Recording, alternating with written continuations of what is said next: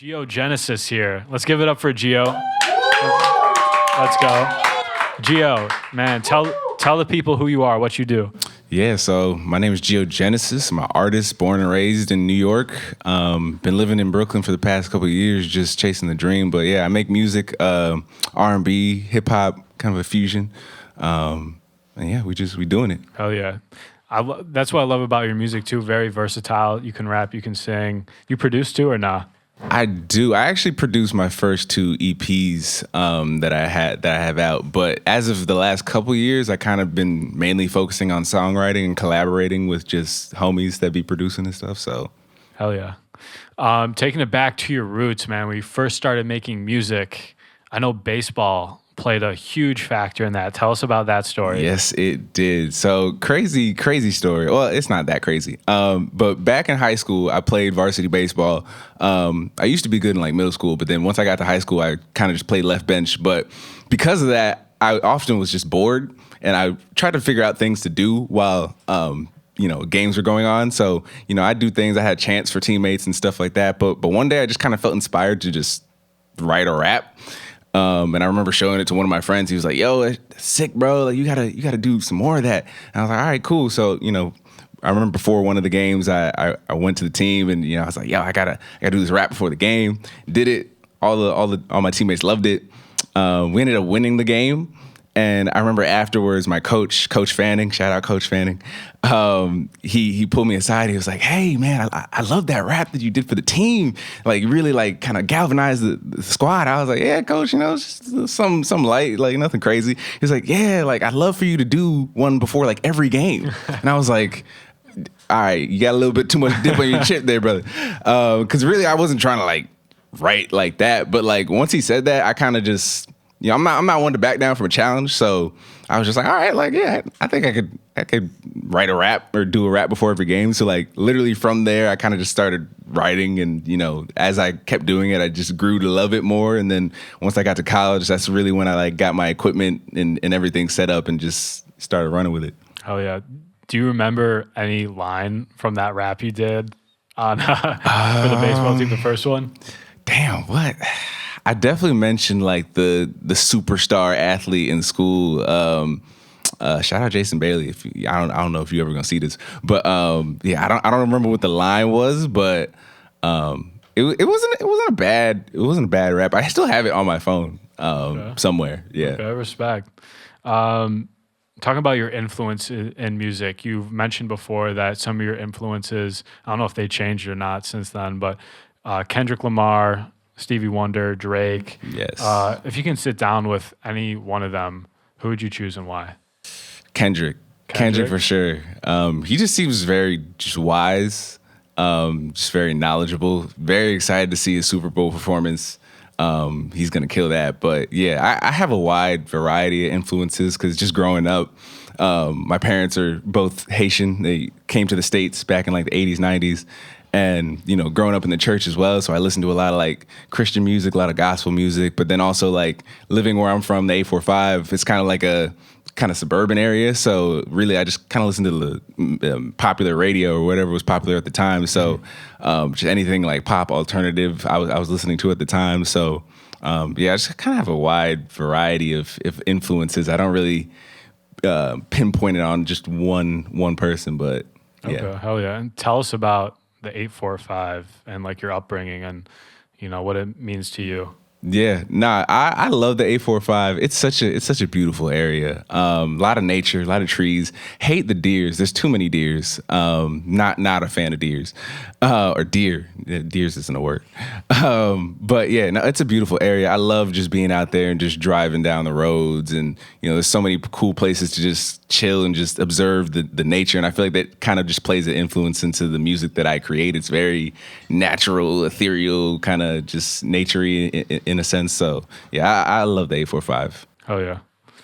I read somewhere that you describe your sound as a nostalgic take with a conscientious, I had to also look up how to pronounce that word, look at the future. What song of yours do you think perfectly embodies that? Second nature, honestly. I think that's the song because truly that's when I wrote that song, it was kind of just me reflecting on the current state of my life and just the world. And, the first line in the song is literally, I can't understand the nature of it all because every day I just feel like something crazy is happening. So, yeah, that song I think is definitely fits that description. Okay. Hell yeah. And how do you balance making music that feels timeless while still pushing forward just to like a modern sound as well? That's a great question. I kind of just let the music come to me.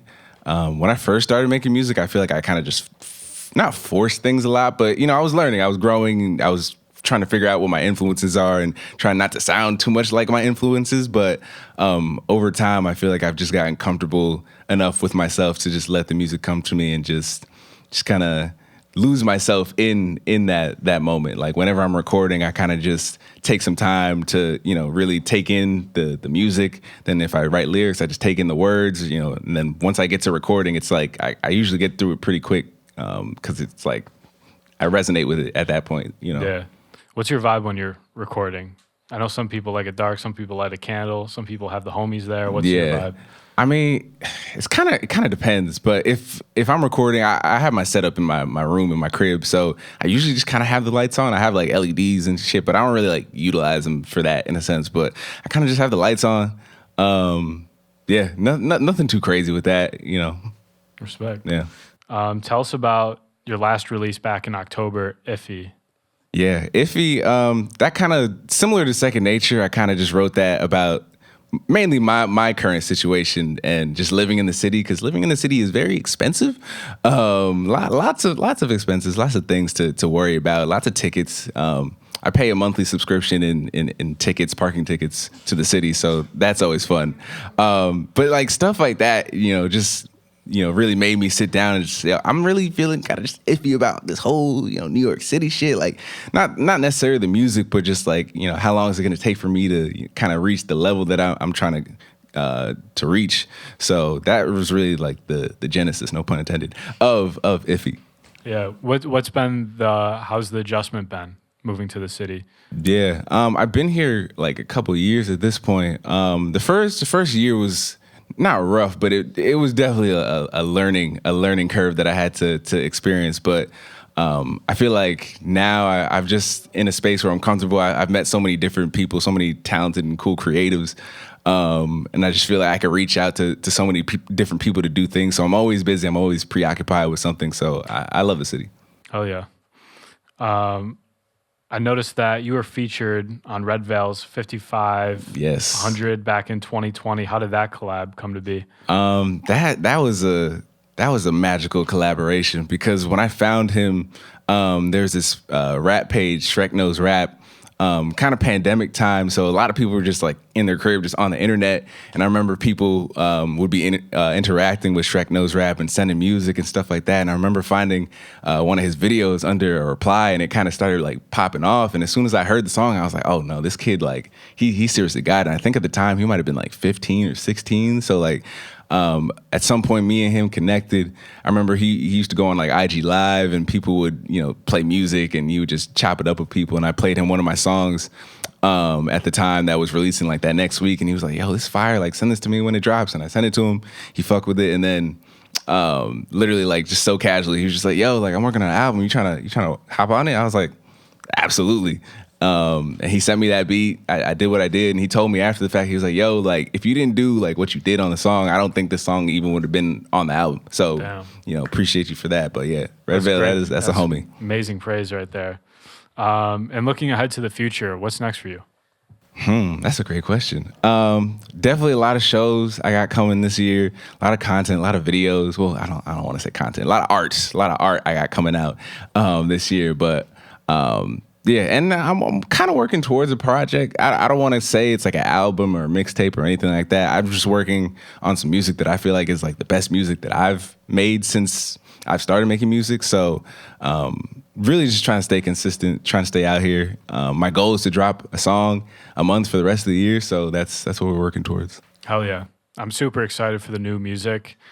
I'll put it on wax right now. Like when people send me uncut links, sometimes I can't listen to the whole thing. But like Yeah. when you send me your shit, bro, I literally front to Listen, back, man. like the new music's incredible. Like, Listen, I don't do nothing. I don't do nothing that's below any level. And anything I record is what I feel like I could put out. You know, if I hear something, it really takes me like 15, 20 seconds for me to be like, all right, this is the one, or oh no, this is not the one. So hell yeah.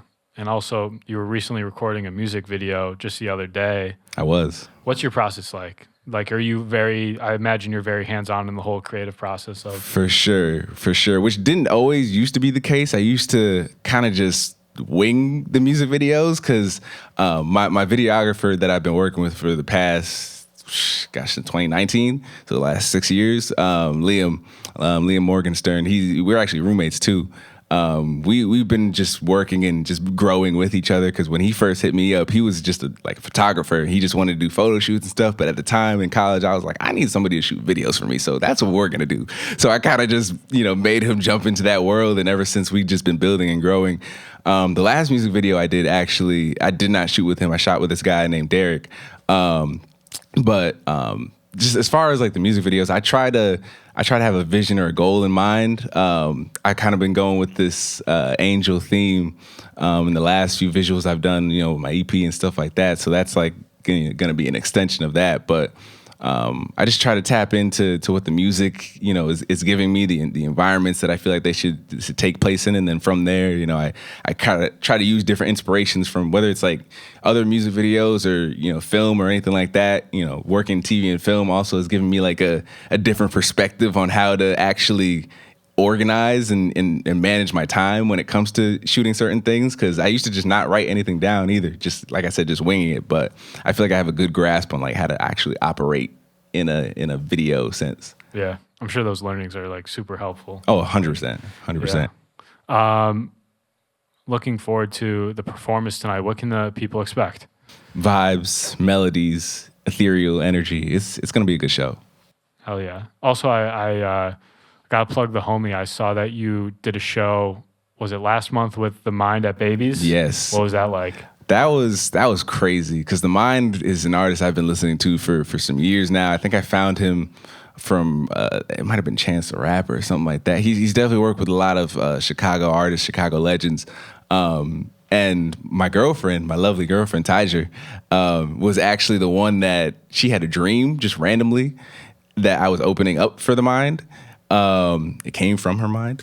And I luckily had a connection to his manager. So I was like, all right, I guess I'll like shoot my shot and see, because I knew he just dropped the project. So I was like, he definitely got a tour or something coming up. So I hit her up. She said she'd keep me in mind. They announced the tour, I remember, and I was like, damn, all right, I guess I didn't get the spot. But then they postponed the New York date, and then she hit me up, and one thing led to another, and it happened. And that was a great time. My first time performing at Baby's All Right too, so that was an incredible experience. Yeah, iconic. I've been to so many shows there, so to finally actually be able to perform, it was a blessing. So, oh yeah, I know a lot more bigger stages are coming too, man, for real. God willing.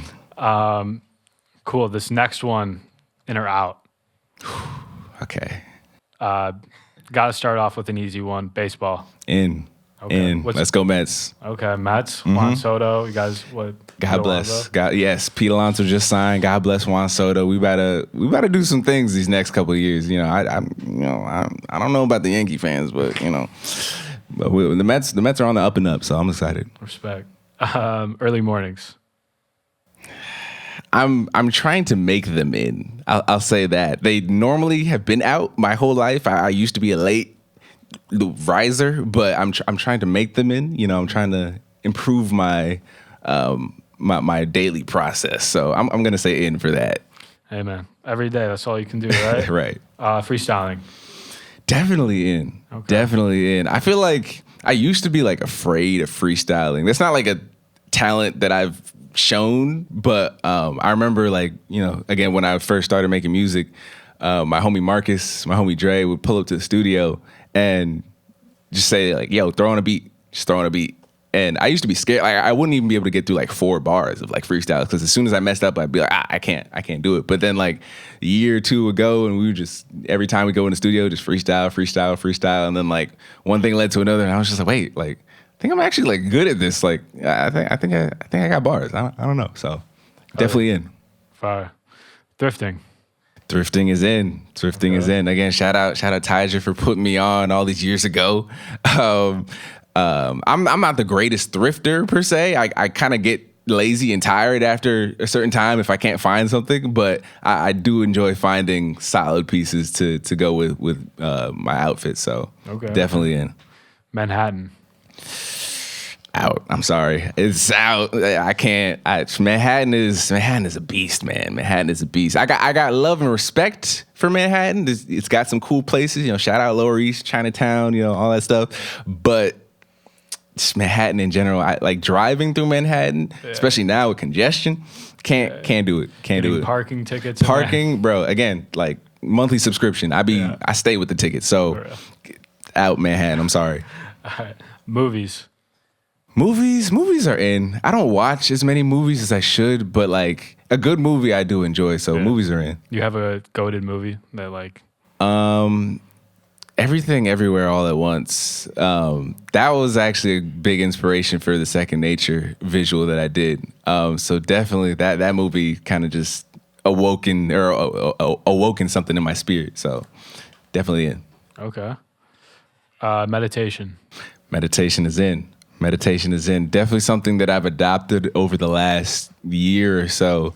And it's really helped me to just clear my mind and, get my days started off on like the right foot. Cause a lot of times when you wake up, you just have like a lot of random negative thoughts that you might not realize that you have. But then it's like once you sit down and you take a breath and just, let all that energy go, then you could go about the rest of your day just, all right. So definitely in. I can tell you're a very zen guy.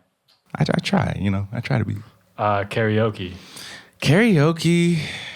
I guess it's in. I'm not the biggest on karaoke, but I don't got no problem with karaoke. Yeah, you're not gonna like go out of your way to go to it. Yeah. Board games. Board games are in. Does chess count as a board game? It's a game on a board. So I think board games are in. Shout out Candyland. Sorry, all the games. That's a deep cut right there. What y'all know about Candyland? Come on now. For real. Bowling. Out. That sounds personal. It sounds like out. It's not. I don't got nothing like story about bowling. I just, as I've gone older, like I'm just not a fan of bowling. Something about it. I get bored after like the first 3 turns. I'm just like, all right, like I'm ready. I'm ready to get out of here. Last one. Pineapple on pizza. No. Out. Okay. Out. Absolutely. Okay. I was gonna have to. Nah. I'm glad. Definitely not. I'm very basic with the pizza, like pepperoni, cheese, maybe like a barbecue chicken, but yeah, nah, out. They were agreeing with you right there. Yeah. Yo, Gio. Yes. Thank you so much, man. Where can the people follow you on social? Y'all can find me everywhere. _Gio Genesis, GIOGENESIS. That's a lot of E's. I got the same @ everywhere. So, or if you just type in Gio Genesis, I'm the only Gio Genesis out here. So, Oh yeah. Let's give it up for Gio.